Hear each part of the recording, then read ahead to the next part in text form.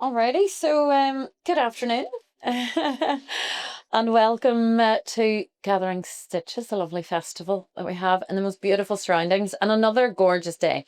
Last year was the same as well. It's saying a little bit warmer, but we don't mind as long as we have the blue skies and no rain. But it's lovely to celebrate. I think I walked in and I honestly have just smiled since I arrived. So many like-minded people, similar ethos, and just here to enjoy that. And I suppose it's that whole celebration, creativity, craft, community is a big thing. And I'm not part of this community, but I feel part of it. Honorary member. Honorary member. I like that. I do. But my name's Blair, for those of you who don't know me. I know a few of you have been subjected to my microphone in the past. So I present Your Place and Mine on Radio Ulster, and also now Your Farm and Mine, the podcast. So I think they looked and thought, there's a little farm girl, bring her in. She might know a cow, or she might know what she's talking about. Still debatable whether I know what I'm talking about or not. But just delighted to be here with you all today. So thank you for having me. So over the next little while, we are going to be exploring a really important and quite timely question about what could happen if we began restoring textile production across Ireland and the UK, and its impact on quite a few different things. We're talking farming, creativity, local enterprise, and I think connection to place. We're all obsessed a wee bit in this part of the world about connection to place as well. And just talking about textiles, I mean, they touch every part of everybody's lives. But sadly, I think, as many of you will agree, production is becoming increasingly disconnected from people, from landscape, and also the skills that once shaped it. So it's quite sad when you think about that, but we're in a room with very like-minded people, and hopefully changing that. So the panel today, you're all in your own way actively rebuilding those connections, which is lovely, and just something to celebrate as well. So I'm just going to quickly introduce everybody. I know you maybe be able to do it much better yourselves, but we have a wonderful panel, and I've loved reading up what each of you do. I've interviewed a few of you, but it's been lovely learning about your craft and what you're doing. So Helen Keys of Mallon Linen, farmer, flax grower, which stopped me in my tracks, I have to say. I'm looking forward to hearing much more about that. And a passionate advocate, really, for restoring Northern Ireland's Irish linen heritage, which is really lovely. Phil Allen. Phil, lovely to see you again. Two Rivers Mill in Colorín, which I had the pleasure of taking a wee trip up to a few weeks ago. Just really working to create small-scale fibre processing and support that alpaca production here in Northern Ireland, as well as beyond, as well too. Yeah. Quintin Oliver, over here. The Carnegie Centre for Weaving, leading the restoration of the Carnegie Oldpark Library. Just really interesting to hear how that's all going and came about. So a new centre for weaving, really importantly as well, learning and creativity. All a wee creative streak amongst everybody in here today, which is lovely. Claire Anketell. Blue. Claire is CEO and co-founder of Inspiring Yarns, which I've also had the pleasure of finding out a little bit more, and the righties in the audience here too. Working really to connect textiles, heritage skills, but for me, a huge part of it was really about well-being and community regeneration, which I felt as soon as I walked into the room and my wee cup of coffee in hand. And then finally, but by no means least, Malú Colorín, founder of Malú, co-founder of Fibreshed Ireland. You're a natural dyer, artist, and really exploring regenerative textile futures. And I love this, all rooted in the land, ecology, and community as well. So there really is a bit of a running theme today, I think, and very much in your own way. and everybody just brings something a little bit different to the table as well. So I'm not going to talk too much. I'm going to let you guys have a bit of a chat. But I suppose one first question I wanted to ask everybody, just very, very briefly. What gives you hope about the future of textiles right now? It's a difficult industry, but what's giving you a wee bit of hope? People you're talking to, things you're seeing, what customers are wanting, or what your neighbours are saying, what are you doing that for? Oh, what gives you hope? As co-founder of Fibreshed Ireland, honestly, it's very hopeful because I get to meet so many amazing people doing incredible things. Just yeah, people trying to bring back flax to Northern Ireland, people working in the wool, or even just crafters that really and I don't just need to say just crafters, but crafters who want to use our natural resources and who are doing like as much as they can to source local and to tell the stories of the land. And that, I mean, honestly, it really humps me up. It excites you? It excites me up. Yeah.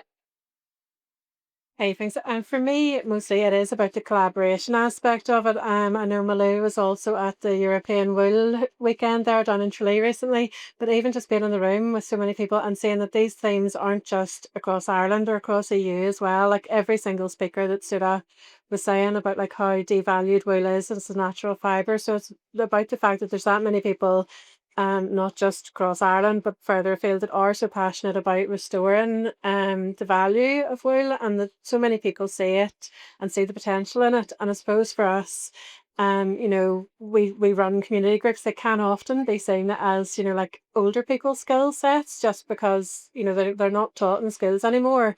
But for us, having the potential where you could bring the likes of those skills back into schools and reintroducing it to the next generation who are ultimately going to be paying the prices for the fact that we have got into fast fashion and everything else. So for us, it is the fact that there are like even just seeing like the younger people and how they interact with it gives us a lot of hope and definitely in the courses that we've run. So that's kind of what fills our cup. Yeah, what Claire said. And but I think for us it's a little bit of seeing you can make stuff yourself. So you don't just have to buy it from China. You can actually see a process and develop it through, and yeah, it's been able to make something rather than just buy it and be subject to someone else's sort of designs and commercial interests. Yeah, it's having that control over your own manufacture. It's good. For us, it's about how you use the past to pivot into the future creatively, because we live in this wonderful but awful Northern Ireland with a history of conflict and division. We have lots of traditions and memories, but how do we make that something that people are attracted to in the future? So in our case, we have an old Carnegie building, so that's past tense. It's Carnegie was the richest man in the world. It's moving from Scotland to America. It's in the peace lines, the jagged peace lines of North Belfast. So how do we use all of that to get away from our past through traditional skills, through attracting people? And as we've heard, it's about individual learning, creativity, and then doing something unexpected, great, exciting, ambitious, and see what happens. For me, I think it's certainly the people that's been a big one. When we started growing flax on our farm, we were the only people growing flax that we knew. And then over time, we found other people do it too. Other people are getting involved. And like the first year, it was me and Charlie and our friends and family pulling the flax at the harvest. And then the next year, there were more friends and more family and a big extended circle. And then last year, we had the flax mehel and we had people coming from all over to come and help with the harvest. So that gives me huge hope. But I think also just if I can slide in another thing that really gives me hope is the opportunity that there is in agriculture around think crops like this. So, in Northern Ireland, in Ireland, we're one of the most nature depleted countries in the world. And that is really something we have to do something about. And crops like flax and hemp and those other kind of fiber crops offer a real opportunity to do something about that. They're good for the soil. You grow in a rotation. It can be part of a food system. Really beneficial for biodiversity. So I think there's a lot of hope around the opportunity we have there. Nice. We'll be moving this up and down, this microphone. Yeah. We're also recording today, which is great. So it will be recorded. So hence the reason why I'll make sure I have the microphone with me. But Helen, if I could start with you, you know, many people here will know our linen story, but few realise that flax is actually being grown again locally. And I hate to say it, I was one of those people. Growing up on a farm, we had flax grown on our farm, and as anybody will know, farmers love calling fields certain names that are quite obvious. So we had the flax field, and it was only really asking my dad, well, why was that? And it was made, and we lived near Siam Mills, and there would have been a whole industry there back in the day. So, I mean, it's not so popular now, obviously, but it is so enlightening to hear your story there. And what inspired you and Charlie to begin that journey? Because I'm sure it was scary enough starting out in something so different too. Well, it all started. I'm going to blame Charlie. Of course, it all started. Charlie's a bronze sculptor. He makes these beautiful little bronze sculptures, all inspired by different sort of Celtic stories. And we put them in these little wooden boxes, and we thought it would be lovely to put them in a bag made from Irish linen. And we went. It was my sister actually was going looking for, you know, to buy something, and she started asking, we'd like it to be something that was grown here, you know, and we'd like to know exactly where it came from. And in doing that, realised that it. And do you know what? Just as you're saying, it's so obvious now when you think about it. Neither of us had ever seen a field of flax. You know, it's so obvious that you know, we'd never seen a field of flax, and we just thought there's something, you know, why would we not give this a go? We were, from a farming point of view, we were looking for something we could do with the farm. We were looking for, you know, better ways to use the land. And, you know, Charlie just in a moment of madness said, why would we not plant a field of flax? And sure, without complete naivety, really, we had no idea that there wasn't a scotching mill up the road that we could send it to get it processed. But again, that's so obvious when you think about it. Why would there be any of that infrastructure still here when nobody's growing the flax anymore? So we used to grow 300,000 acres of flax. Like most of Northern Ireland you would have seen flax everywhere. And people talked about it looked as if the sky had fallen when the blue flower came out across the landscape. It would have been absolutely stunning. So we can absolutely grow flax. We know how to do it. There's challenges around how you handle retting and that kind of stuff, but we can absolutely deal with that if we do it at the right scale and in the right way. So, yeah, I think we kind of got into it completely by accident. And it's a complete rabbit hole that we have fallen down, and we just love it. And we're on a real mission now. But the joyful thing is we found we're not the only ones.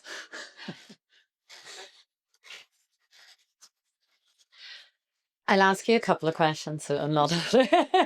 We'll give the boys a wee bit of a break here. But, you know, you've spoken about restoring not just, you know, the old kind of traditions and bringing back the flags, but community and community knowledge as well.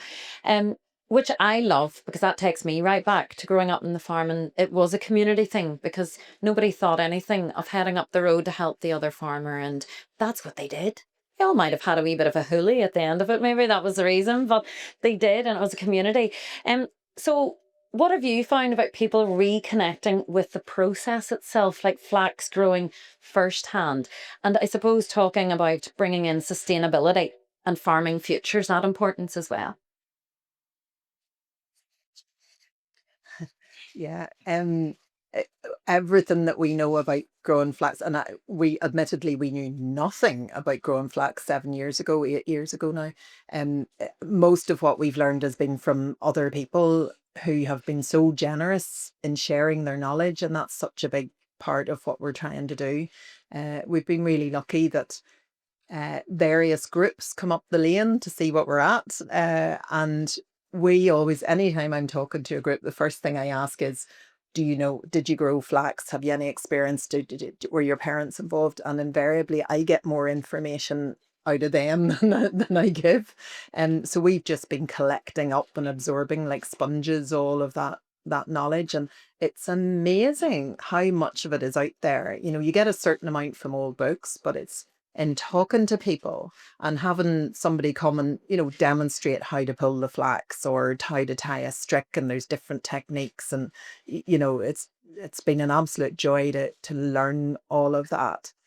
And people, when we're, you know, when we do the harvest, we have people come to the farm and get involved in pulling the flax. And quite often, do you know what? Especially if they're not from a farming background, we can't get them out of the field. They just, it's such a lovely thing to do. And if you are from a farming background, it's so much easier than doing hay or doing turf or doing potatoes or any of those things. It's honestly one of the loveliest jobs on the farm because the root's quite shallow. You can pull it up quite easily, and you know, you can get through a field quite quickly and have a sense of achievement. And you're in a field on a nice sunny day with a load of people and the crack's good, and sometimes there's some singing. And we also have a motivational method that we call field treats, where Charlie and I go out first thing in the morning and we throw little treats, like some sweets, sometimes a little bottle of wine or something like that. We just go out into the field, and the volunteers and people who are helping us come across those as they're going through the harvest. So we find that works really well. But certainly in terms of just people connecting with where their clothes come from, it's a brilliant thing to do that, to get out into a field. So we get a lot of, you mentioned sustainability, we get a lot of textile designers, fashion students, artists, and people who want to understand their materials better. And there's no better way than to sort of start literally from the soil and get involved in that process right through. I mean, there's no better way to understand the sustainable nature of what you're doing than really getting your hands dirty like that. I think that gives you hope in itself, you know, that the future garment makers, textile workers, that they want to learn, they want to know as well. So, yeah, thank you so much. I'm going to have to take a wee trip out, I think. Absolutely. Now, Phil, if I come to yourself next, Two Rivers Mill. If you want to start off by telling us a little bit about Two Rivers Mill. And I think, again, quite similar to Helen, you know, spinning mills used to be part of everyday life all across Northern Ireland, but incredibly rare now. And I suppose, why does it matter so much you're doing what you're doing? And what I loved your old vintage machinery, that it just adds that authenticity to it as well, and what you're doing, going back those years with those heritage skills as well. Yeah, well, we spin alpaca yarn. So we take the raw fleece from the animals and then turn it into yarn. So what I see is that we're a bridge between the fiber producers and then the garment producers. So without us, it's just a load of fleece. And how do you get it into a jumper or a weave cloth? So it's quite an important step. We just do alpaca at the minute because it's quite high value. So we're quite a niche business, and we do a worsted spun yarn, which is a special. Again, it's even more niche because it's combed, so it makes a really compact and very fine and even yarn. So therefore, you get a much higher quality garment at the end. So it's trying to take a fleece which has got a certain value, bit like sheep's fleece, not very much in the raw state, and then turning it into something which could be, you know, the value can be almost unlimited. You know, we've had jumpers auctioned for 1,500 quid. No, I didn't buy it, but you know, somebody paid that much for it. So you can make some really nice garments and cloths and everything with it. So I guess that we're just the link between the people who have the animals and people who want to make something with the fiber. It's quite important. It's just fascinating process. It's mostly been lost. I mean, we've been like Helen. We were really lucky. We had some people who were very generous with their experience. So we knew virtually nothing about it at the start, and you just gradually absorb all this knowledge, and you make all the mistakes. And if you listen to somebody, you realize they told you 2 years ago not to do that, and you've done it and found out yourself, and they were right all along. So I've done that a few times, or many times. So we're always learning, but it's a skill which is surprisingly rare. It all got offshored, and some of it's come back, but not really in the same way. And we use a lot of recycled machines, which again is an easier entry into it because the machines are easier to look after. They're not really very technical. They're just all done on gears and pulleys and motors. So you can sit and reason your way through them. And once you understand what they're trying to do, you can figure out what you want to make them do. But trying to find a manual or a spare part is, you're on your own there. It's really absorbing from that point of view. You just have to get completely immersed in it. So you can never really stop thinking about it. And every time you see a machine or hear a noise or whatever, it's always just playing on your mind as what was that, or why could I do that better, or how could I change it to make something different. And if you're easily distracted like I am, then you're always looking for different things to do and having a go at something else. So yeah, it's very absorbing, not something to be taken lightly because it takes over your life a little bit.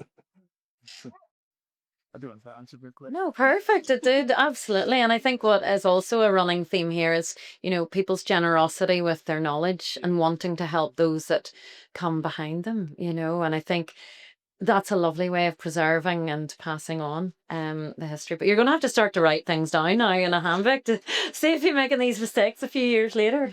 But I mean, a big topic at the minute as well, is sustainable fashion and its traceability. How achievable is a really truly local fibre to your yarn system? Yeah, I mean, sustainable is one of those words that means everything to different people. I mean, a sustainable business has to keep going. So you have to have a good supply of fiber. That's the main thing. You have to have a market for the end product and a supply of the raw material.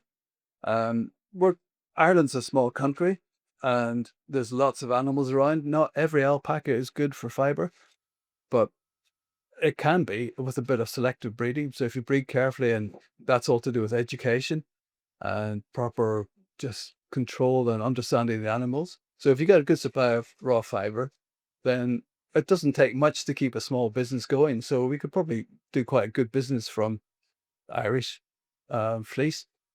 We also get quite a bit of fleece in from the rest of Britain and some of continental Europe as well. And we've had stuff from as far as Azerbaijan.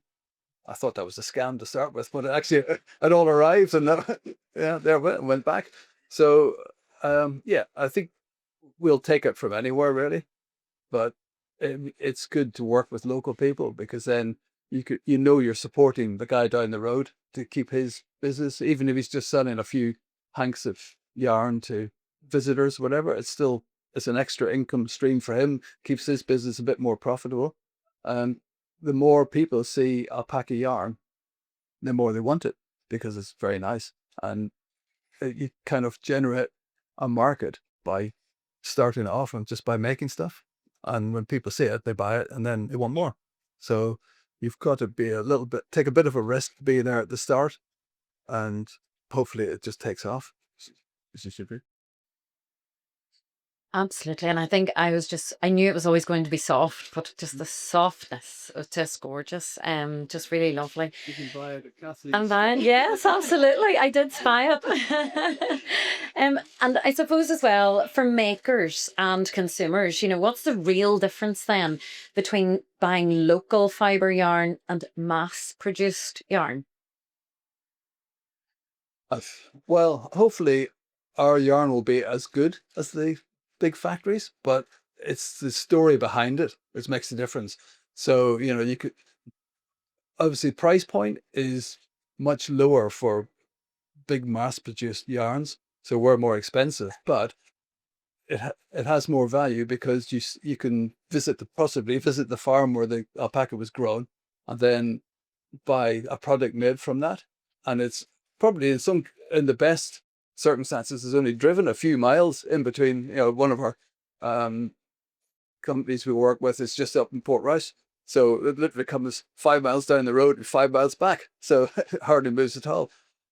But it's the supporting the local businesses, which is that is value, which you don't get just from a commercial process. It's just so satisfying, probably being part of that chain as well, and a lovely part of the chain. The noisy part. The noisy part, yeah, it wasn't too bad the day I was in. We got a few noises anyway. But thank you. Now, Quintin, if I could come to yourself next, and the idea of transforming Old Carnegie Library into a centre for weaving, it feels symbolic, almost somehow, preserving his heritage, but while also creating something new. That just is incredible. What drew you, first of all, to the project? And what role do you think creative spaces like this can play in regenerating communities? I got a phone call one night from a friend in North Belfast who said, Quintin, the old Carnegie Library, they're going to sell it off. It's going up to auction. Some developer will buy it and burn it down and build flats in it. Will you come and hold my hand when they did it? And I'd never been to an auction before. And instead of holding her hand, my hand was pushed up in the air. And a bid was successful at the lowest reserve price because nobody else wanted it. All the developers laughed at me afterwards and said we were never going to touch that. So can you imagine going home and saying, you know, the way we've got a house and a car and a couple of bicycles, we now own a tumble down library. But that was the start. And that was then what do you do with an old building? You need 2 million to do it up. How funders won't give you 2 million for the bricks and mortar. There's nobody funds architectural detail like that. It's all about what are you going to do with it. So that's where rightly we took time to talk to the local community, to talk to interested people. We had a couple of weavers come in and say, have you got that library with the high ceilings? We can't do our looms in our back bedrooms. Can we use it? So we built up a cluster of makers who are doing fabulous stuff. And then you find they're drawing on the locality for their inspiration for design. So they'll look at the old mills where the linen industry and the factories made Belfast great for about 10 minutes in the late 1800s. And they draw inspiration for their designs. We discovered that Carnegie, we just thought he was an impoverished Scot who went to America and became very rich. But he started in his father's back bedroom loom in Fife, Dunfermline, Fife, in the 1840s. And it was the industrialization that drove them away. That's why they emigrated to the States. And he discovered steel and became very rich as a result. Then decided, I'm going to give it all away. Not because he was religious, he actually didn't like religion. And he gave church organs to churches because he said, when I went to church, it was dead boring and dead dull. So at least you could play some music to those who want to worship. So there's a lovely Carnegie link. And he worked in the mills in Pittsburgh in his first job before he got into steel. We're in North Belfast where the mills and factories are outside the window. We have weavers, and that then clicked. And that took a few years. That then clicked. Here's something that is about the past, but they were doing modern things with their looms.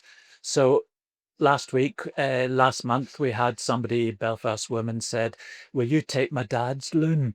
He's 85, he's about to die. He wants it to go somewhere useful. That point about people wanting to see that their equipment and their gear has a purpose. So she shipped it over and he's coming over next month to see that it's in good shape. So lovely connections with people, with communities, and it's how you then make that something that's futuristic but sustainable. Because we have to pay rent and rates and insurance and internet and security and so on and so forth. So we need to monetize it in a way that's helpful and doesn't spoil local community interest with doing really good stuff. I think I'm going to be very busy by the time I get around you all. That's an incredibly beautiful story. And I think that tells you everything about the importance of that loom and the textiles and what it means to that man to know that it's not just going to sit in a garage, to pass it on. Just beautiful. But, we often think of textiles as craft and doing something with it. But as you've really kind of talked about as well, they're also social history, politics, economics, and very much identity as well. Has this project, Quintin, at all changed how you think about textiles? Oh, completely. I only knew textiles as something you bought in a shop and you wore. So for me, I come at it from an entirely different direction, which is what can we do in Belfast and Northern Ireland to move past, away from our awful past. Here's a building, let's do something. So that's how I started, and the textiles then came to us, which is a nice chiming with what the other people on the panel have been talking about. So I still am only an amateur in it, but We all are. and we have to dabble, and we have to dabble in, how do you get grant money? How do you clean up the Budlia? How do you get the flat roof sorted and so on, in order to pull all these different strands together? But it's not easy, it's complicated, it's changing, it's awkward, there's dramas that you aren't expecting, and it's being able to manage those, to counter those. That's where you need strong networks in the disciplines of fundraising, building, architecture, but also now in textiles, weaving, machinery, air quality, dampness, and so forth. And acquiring those is important, and weaving them together is the trick. No pun intended at all there. Now, I love the fact as well that, it's making textile learning visible and open to people that might perhaps never have otherwise encountered it. How important is that access for you?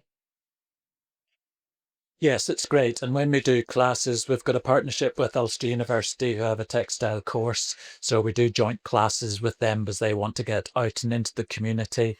And it's great when those people come who've never done it before, like me, didn't know what textiles really were. And then you give them a hand operated frame and get them to make bookmarks. It's fantastic because they're learning. They're then saying, oh, I must bring my granny. She said she used to do this sort of thing. Then the granny comes and says that she used to hate it because of the noise and the water and the wetness, but there was a love of the camaraderie. And it's that community, those stories, and the learning is, I think it's post-COVID as well, when we all had to find something to do. So those people who did find their hands again and went back to their music or their making or their jewelry or whatever it is, how we surf that wave, and we don't just all go back to where we were, which is a real risk of COVID, especially in hard economic times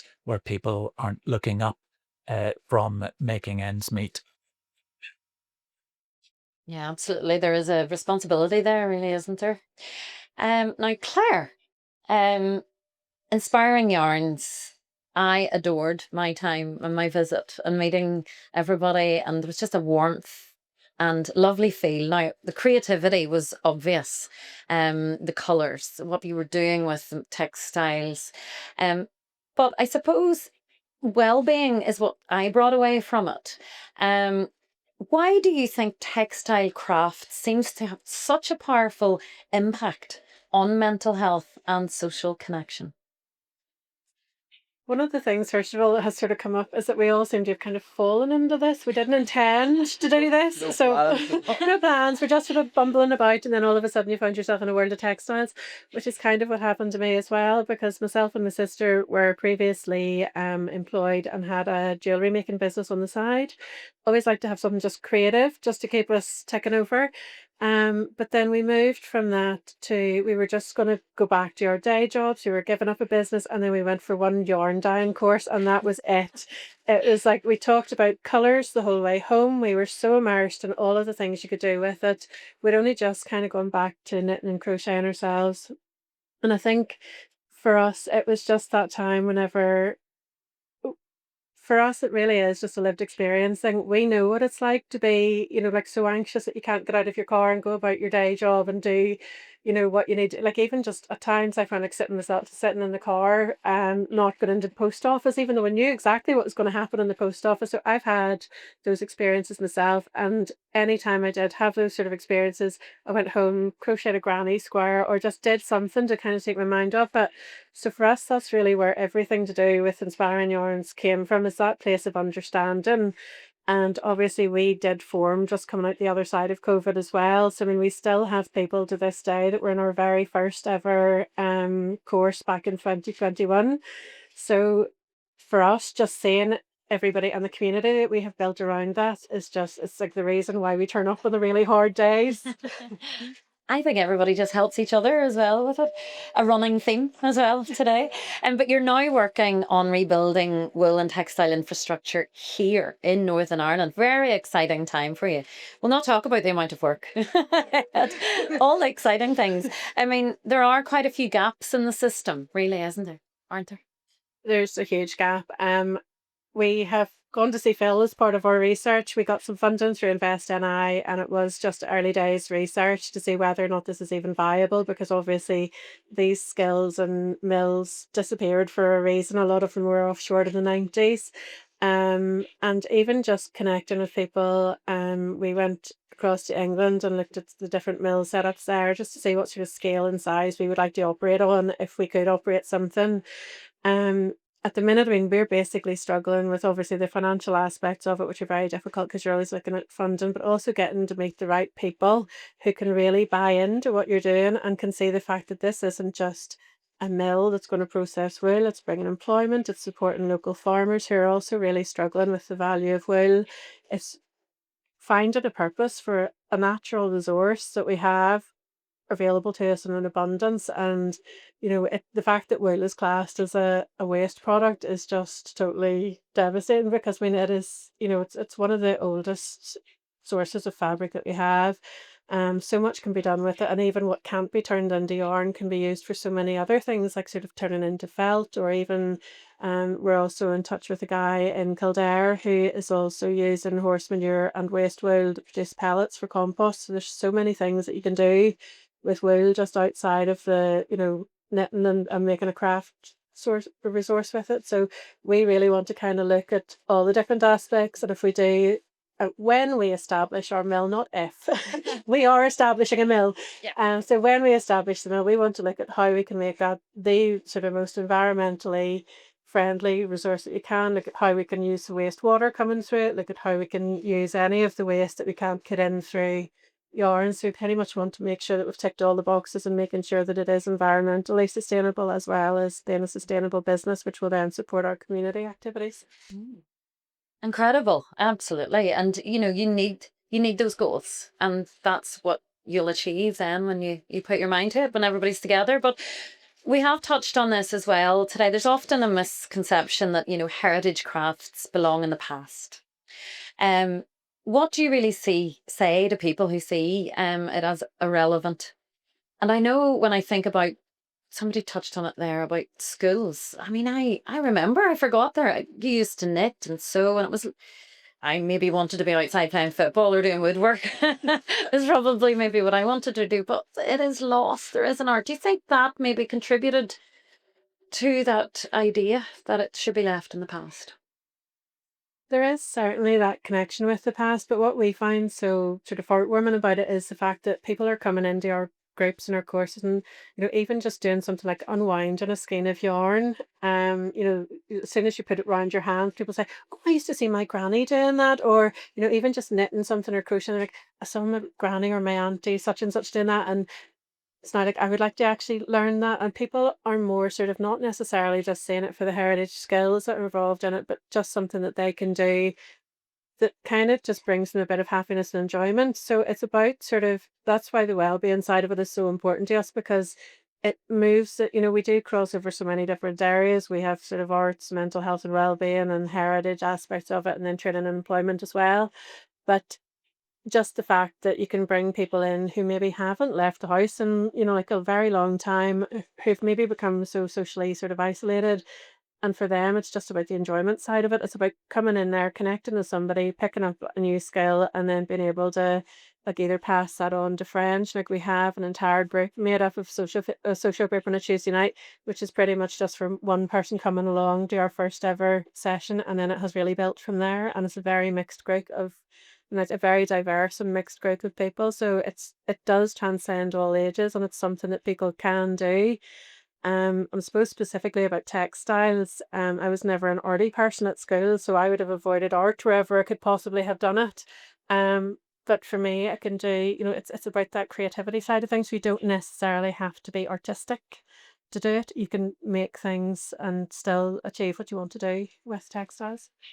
Just reminds me, I always remember being told you can't draw, but you are creative. Because you used to just think I can't do art. But and it's funny you mentioned, I have a colleague who her situation has changed at work, and she now has to do a 2-hour bus journey up and down, and it's about 3 or 4 times a week. So she was just getting anxious sitting on a bus, and she took up knitting, and she now knits the most incredible jumpers. We're all very jealous, because I think the thing is as well, she's knitting something that nobody else has, and she's doing something with her time, and she's researching her wool, and it has just brought new life. And she's very young as well, and she talks about never learning knitting at school and things. So it's lovely to see when that happens, and she is trying to inspire the rest of us as well. Haven't just taken up the needles, but I'll have to get there.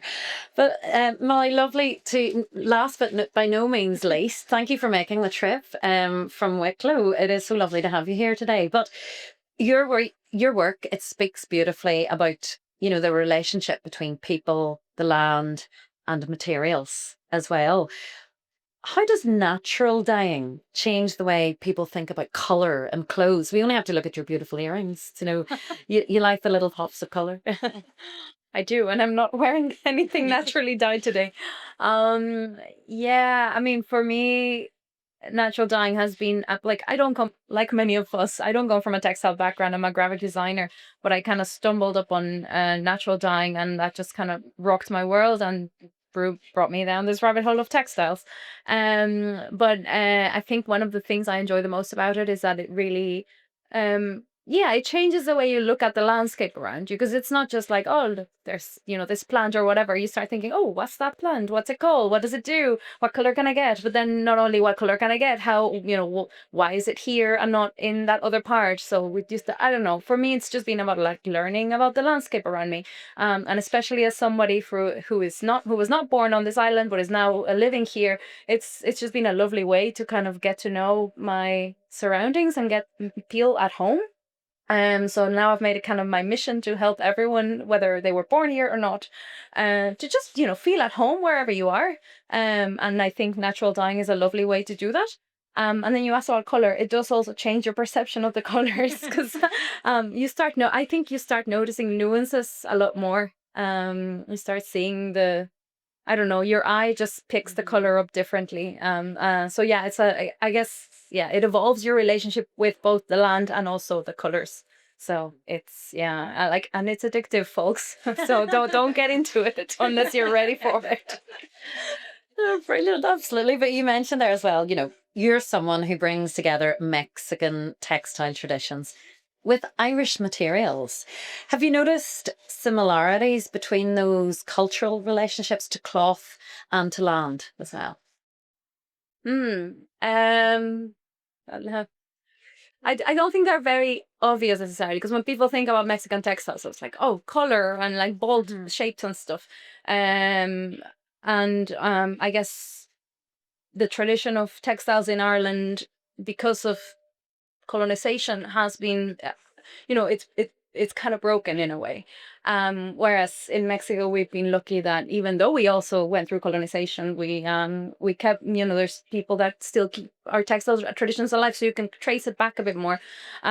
So yeah, there's not obvious connections, I think, but yeah, just the whispers are there, and I think even though we can't we can't say, oh, like, oh, these are the textile traditions for like thousands and thousands of years ago. I think people are kind of coming back to just like we're coming back to the land and the language. Yeah, just even think connecting with our local natural materials. Like people get so ask questions about why we're not using Irish wool. Why are there sheep everywhere and we're not using their wool for textiles? So those questions, like, it's okay. So we might not have, we might not be making a cloak that was used, thousands of years ago, as we might be in the Mexican context. But just going back to the natural materials and the materials that have been here for thousands of years, I think there's, I think that's maybe where the connection is. Yeah, for sure. Now, Fibreshed Ireland is about local fibre, local dye, local labour. Tell us a little bit about then what it is and what goes on. So it is about using our natural materials and what grows here, and also utilizing the skills and the knowledge. So we it's all been beautifully illustrated by all the people speaking here today. So I guess making our value chains as small as possible. So the island of Ireland is our fibre shed, and the ultimate objective is that we can produce textiles fully from natural fibers that are grown and processed and produced here. So that's the vision that guides us, and it's not just because of sustainability, it's about community as well, as has already been spoken about. And it's about keeping our heritage and building bringing it into the future. I don't know if that answered the question or if there was more to it. No, absolutely. But you also speak about slowing down, and we're in a culture where it is very difficult when it comes to fast fashion, to take that idea of fast fashion away from a younger generation when they're earning X amount of pounds and it gets them so much more. So, I mean, how difficult is it to get your mindset about that, slowing down things and going back into traditions? And, how difficult is it to pass that on, do you think, in the people you work with? I think, as Claire has said, I think just learning how to make, even if you're not going to be a knitter, even if you're not going to be making every single piece of clothing that you wear, when you go through the process of learning how it's made or looking at the flax, seeing it, how it's grown, I think it really changes your mindset. I understand young people wanna, we're in the age of Instagram where you can't be seen with the same outfit. So I can also understand that. I was that way as well. But I think once you start engaging with the materials, with how they're grown, and with actually making, even if you're just going to knit once in a course and never do it again, you kind of get that awareness of like clothes don't just like appear in the clothing rails. There's a process to them. So I think that's where it starts. And I would encourage people to, maybe they're not going to make a full wardrobe for themselves, but if they can make something small, I think it really gives you pride. And there's a story to it. And if you have a friend who knits something for you, it's also super precious. You're not going to throw it away. It's not the same as buying something off God knows where and then just like, well, I'll just wear it once and throw it, because somebody made it for you. That's so, so important. Yeah. Perfect. Thank you so much. I think we'll open the floor to any questions. Does anybody have any questions maybe before we ask a few more? Anybody? Don't be shy. The alpacas, would you like to ask any? Where did you say it was to pass?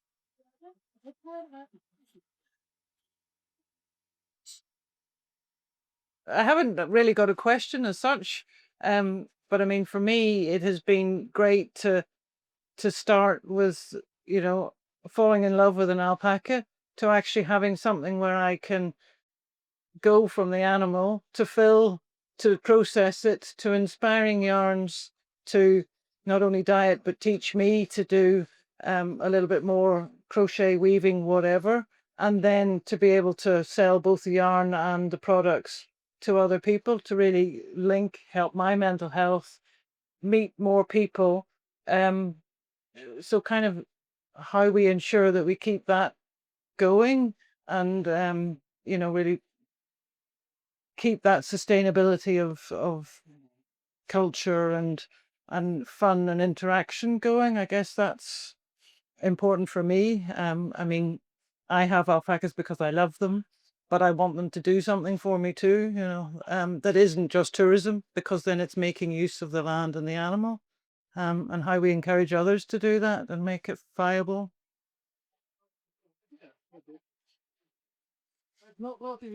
No, at least you didn't say, "Where's my yarn?" why why aren't you making it now? But one of the things I've discovered, this is sounding like really like I've thought about this, but sometimes things happen just because you do them.